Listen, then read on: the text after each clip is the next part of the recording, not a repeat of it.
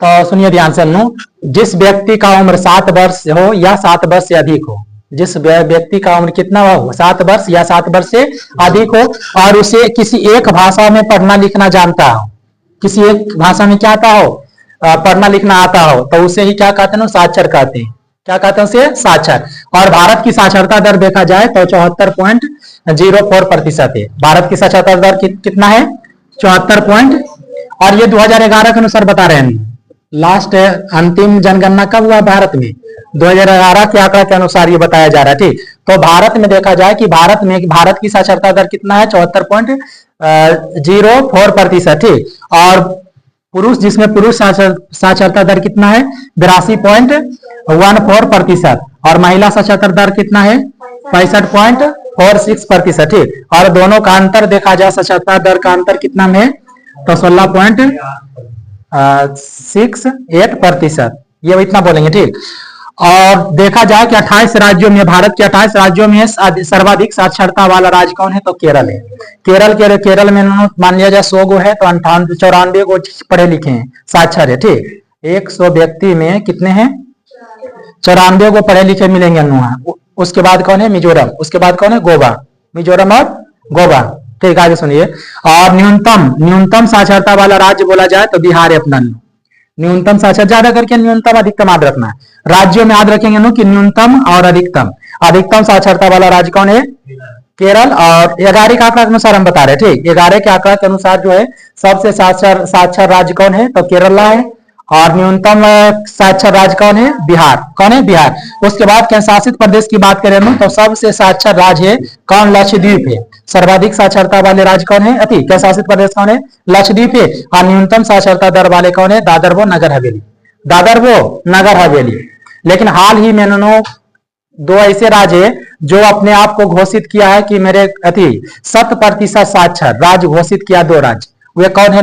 तो मिजोरम और गोवा। यही 2 गो में अभी हाल में आप लोग याद रखिएगा कि हाल में साक्षरता 100% साक्षर राज्य कौन है? जहां पर सभी लोग, वहां के लोग पढ़े लिखे सब नजर आते हैं। 7 वर्ष से जिसका उम्र है 7 वर्ष हो या 7 वर्ष से अधिक हो, तो सभी के सभी साक्षर है। 100 गो में से क्या है? 100 गो के 100 गो क्या है? पढ़े लिखे हैं। ठीक, तो ये चीजें ये दोनों याद रखेंगे। ये एक नोट आप लोग लिख लीजिए। तो हाल ही में एक नोट लिखिए पहले। हाल ही में मिजोरम एवं गोवा भारत में 2 ऐसे, लिखिए आप लोग नोट पहले 2, एक नोट लिखिए पहले। भारत क्या लिख रहे हैं? नोट लिखिए। हाल ही में मिजोरम और गोवा, हाल ही में मिजोरम और गोवा भारत के 2 पूर्ण साक्षर राज्य बना है। हाल ही में मिजोरम और गोवा भारत के 2 पूर्ण साक्षर राज्य बना है। ये मिजोरम और गोवा ने अपने आप को क्या साक्षर 100% साक्षर घोषित किया है अभी के अनुसार। पहले लेकिन 2011 का आंकड़ा के अनुसार साक्षर सर्वाधिक साक्षर राज्य कौन है? तो केरला। कौन है? केरला। 11 को बताएंगे तो। लेकिन हाल ही में 2 राज्यों को याद रखना है, क्या? मिजोरम और गोवा ऐसे 2 राज्य है जो अपने आप को 100% साक्षर घोषित किए हैं। ठीक, तो साक्षरता दर सबसे अधिक और सबसे कम किसका है? ये राज्य और केंद्र शासित प्रदेश को याद रखना है। राज्य और क्या याद रखना है? केंद्र शासित प्रदेश को याद रखना है। ठीक, कौन से राज्य सर्वाधिक साक्षर है? न्यूनतम साक्षरता दर वाले राज्य कौन है? अधिकतम साक्षरता दर वाले केंद्र शासित प्रदेश कौन है? न्यूनतम साक्षरता दर वाले केंद्र शासित प्रदेश कौन है? ये याद रखेंगे। अब आगे देखेंगे अगला पॉइंट क्या है? ये तीसरा जान चुके हैं। चौथा हम लोग पढ़ेंगे लिंगानुपात। लिंगानुपात क्या होते हैं इस चीज को जानेंगे पहले। ठीक, तो लिंगानुपात क्या होता है? 1000 पुरुष पर जो महिलाओं की संख्या होती है। ठीक, 1000 पुरुष पर जो महिलाओं की संख्या होती है उसी को कहते हैं लिंगानुपात। लिंगानुपात में किसका संख्या को देखा जाता है? महिलाओं की संख्या। पुरुष की संख्या फिक्स रहता है 1000, और 1000 पुरुष पर जो महिलाओं की संख्या होती है उसी को क्या कहते हैं? लिंगानुपात। ठीक, तो भारत का लिंगानुपात देखा जाए तो 943 है। 1000 पुरुष पर कितने महिला हैं? 943 है। ठीक, 2001 के जनगणना के अनुसार देखा जाए तो उस समय था 933। कितना था? 933। ठीक, तो अभी जो है देखा जाए 1000 पुरुष पर जो महिलाओं की संख्या होती है उसे क्या कहते हैं? लिंगानुपात कहते हैं। और भारत का लिंगानुपात 943 है। ये 2001 के आंकड़ा के अनुसार ये किसके अनुसार है? 2001 में इतना था। ठीक, अब आगे सुनिएगा। इसमें भी देखा जाता है सबसे अधिक लिंगानुपात वाला राज्य कौन है? तो केरला है। और इसका रीजन हो सकता है क्या? यहाँ के लोग क्या है? शिक्षित ज्यादा है। शिक्षित होने के कारण क्या है? सर्वाधिक खोली गया। तो सर्वाधिक लिंगानुपात वाला राज्य कौन है? सर्वाधिक लिंगानुपात वाला राज्य कौन है? केरल है। कौन है? केरल। केरल में 1000 पुरुष पर महिलाएं कितना है? यहाँ देखिए, यहाँ 1084 है, यानी पुरुष से भी ज्यादा महिलाएं केरल में देखने के लिए मिलता है। ठीक, बात समझ रहे हो नहीं? और यहाँ और सबसे न्यूनतम जो है हरियाणा की, सबसे न्यूनतम लिंगानुपात किसकी, किस राज्य की है? हरियाणा की। हरियाणा जो है कितना? 879 बोलिए से 879 है। ठीक, मतलब 1000 पुरुष पर कितने महिलाएं हैं?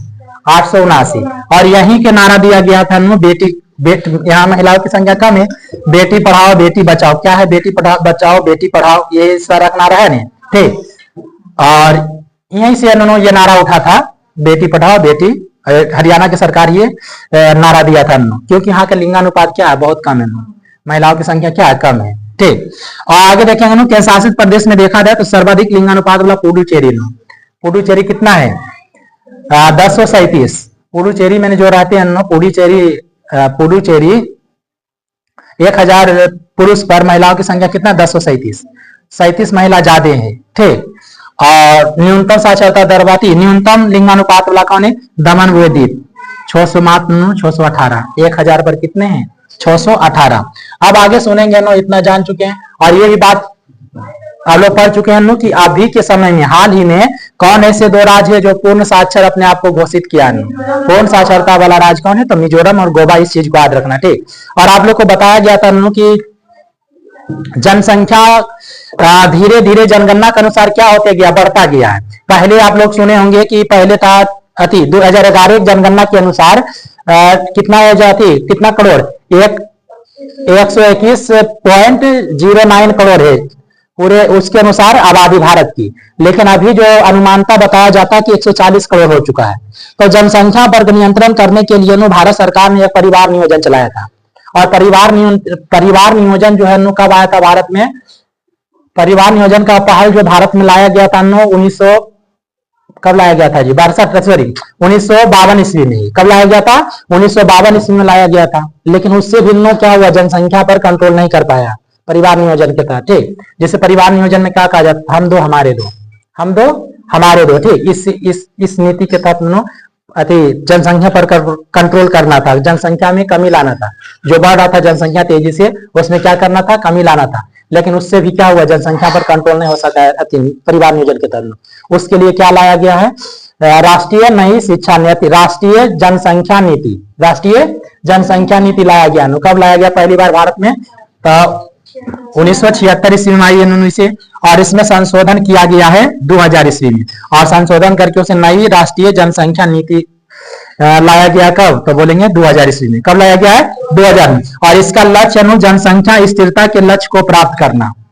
और कब तक? 2070 तक। 2070 तक इनका भारत का लक्ष्य है कि जनसंख्या में जो जनसंख्या को जो वृद्धि हो रही है उसमें क्या करना है? एक स्थिरता लाना है कि एक निश्चित अनुपात से, मतलब ज्यादा जनसंख्या ना बढ़े, और जनसंख्या की जो बढ़ने की गति है उसे क्या एक निश्चित गति दिया जाए। ठीक, नहीं तो एक साल के बाद एक साल मान लिया जाए कोई किसी साल जनसंख्या 1 करोड़ बढ़ा और अगले साल 2 करोड़ हो गया। तो इस तरह से जनसंख्या में क्या है? जनसंख्या स्थिरता लाने के लिए क्या लाया गया है? राष्ट्रीय जनसंख्या नीति। राष्ट्रीय जनसंख्या नीति भारत में पहली बार कब आया? 1976 में। इसके तहत भारत सरकार का मानना है कि 2070 तक, कब तक? 2070 तक लगभग 2.2% से कम जनसंख्या स्थिरता लाने का लक्ष्य नहीं है भारत सरकार को। ठीक, उसके बाद जो है भारत में प्रथम आर्थिक जनगणना कब किया गया था? तो 1977 ईस्वी में।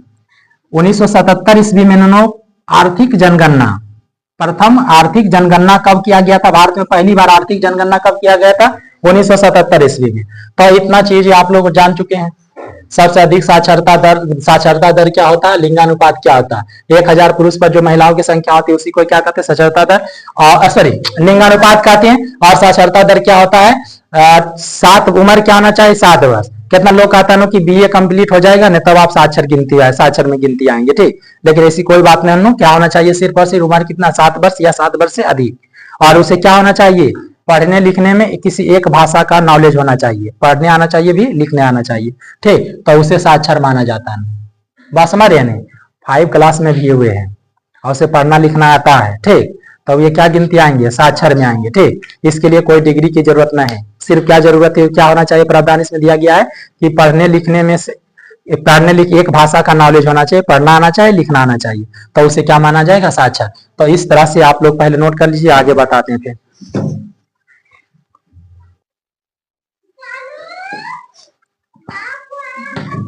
चलिए अब आगे सुनना देखेंगे हम क्या कि दशकीय जनसंख्या वृद्धि दर। दशकीय जनसंख्या वृद्धि दर क्या होता है इस सुनेंगे, ठीक। तो भारत में प्रत्येक 10 वर्षों में होने वाले जनसंख्या प्रतिशत वृद्धि को ही क्या कहते हैं? जनसंख्या दशकीय जनसंख्या वृद्धि दर कहते हैं, ठीक। और इसका फॉर्मूला क्या होता है? वर्तमान जनसंख्या माइनस पूर्व जनसंख्या, वर्तमान जनसंख्या माइनस पूर्व जनसंख्या बटे पूर्व जनसंख्या गुने 100 से भाग देते हैं। तो ये क्या निकलता है? दशकीय जनसंख्या वृद्धि दर निकलता है, ठीक। तो भारत की जनसंख्या दर, भारत की जनसंख्या वृद्धि दर, भारत की दशकीय जनसंख्या वृद्धि दर जो है कितने है? तो 17.7%, 17.7% की दर से क्या होता है ना, प्रत्येक 10 वर्ष पर इतने जनसंख्या बढ़ती है। समझ रहे हो नहीं? आगे सुनिएगा। राज्यों में देखा जाए तो राज्यों में सर्वाधिक दशकीय जनसंख्या वृद्धि दर किसकी है? तो मेघालय की है। किसकी है? मेघालय। वहां जनसंख्या किस दर से बढ़ रही है? 27.95%, ठीक। और न्यूनतम नागालैंड में जो है निगेटिव चल रहा है। नागालैंड में जो है वहां जनसंख्या में कमी पाया जा रहा है, ठीक। निगेटिव में गया है, ठीक। तो राज्यों में न्यूनतम दशकीय जनसंख्या दर वृद्धि जो है न्यूनतम किस राज्य की है? तो नागालैंड। नागालैंड की राजधानी आप लोग जानते होंगे, कोहिमा होता है, वही है, ठीक। केंद्र शासित प्रदेश जो है, केंद्र शासित प्रदेश में देखा जाए तो सर्वाधिक दादर व नगर हवेली की दशकीय जनसंख्या वृद्धि दर किस केंद्र शासित प्रदेश की है? तो दादर वो नगर हवेली की, ठीक। और न्यूनतम किसकी है? लक्षद्वीप की। न्यूनतम किसकी है? लक्षद्वीप की। उसके बाद देखिए आगे बोर्ड पर लिखा हुआ है, 6ठा पॉइंट याद रखना जनगणना में कि शिशु लिंगानुपात। शिशु लिंगानुपात क्या होता है? तो 0 वर्ष से 0 वर्ष समझते हैं? जन्म हुआ तो 0 वर्ष से जन्म होता, क्या होता है? 0 वर्ष। जन्म से लेकर 6 वर्षों के नीचे की जो बच्ची होती है उसे शिशु बोलते हैं। क्या बोलते हैं? शिशु। मान लीजिएगा कि 0 वर्ष में मतलब जो शिशु होते हैं, और 1000 शिशु पर 1000 बालक शिशु पर बालिका शिशु की संख्या को ही क्या कहते हैं? शिशु लिंगानुपात। शिशु लिंगानुपात। तो भारत में शिशु लिंगानुपात कितना? 1911 के आंकड़े के अनुसार 2011 का आंकड़ा के अनुसार कितना भारत की शिशु लिंगानुपात? ये 2011 के अनुसार है। पहले कितना थी? जो कि शिशु के लिए शुभ नयन। देखिए क्या हुआ? घट रहा है नहीं क्या? ये घट रहा है, शिशु लिंगानुपात घट रहा है, ठीक। और वहां भी क्या हुआ था? उधर वृद्धि हुआ था, लिंगानुपात में वृद्धि हो गया था। वहां 933 था लिंगानुपात भारत की, 933 2011 में, सॉरी 2001 में 933 था, और 12 में हो गया कितना? 943 में हुआ। लेकिन यहाँ शिशु के क्या हो रहा है? लिंगानुपात कम रहा है धारा के अनुसार, ठीक। उसके बाद राज्यों में शिशु लिंगानुपात सर्वाधिक किस राज्य की? अरुणाचल प्रदेश की। किसकी है?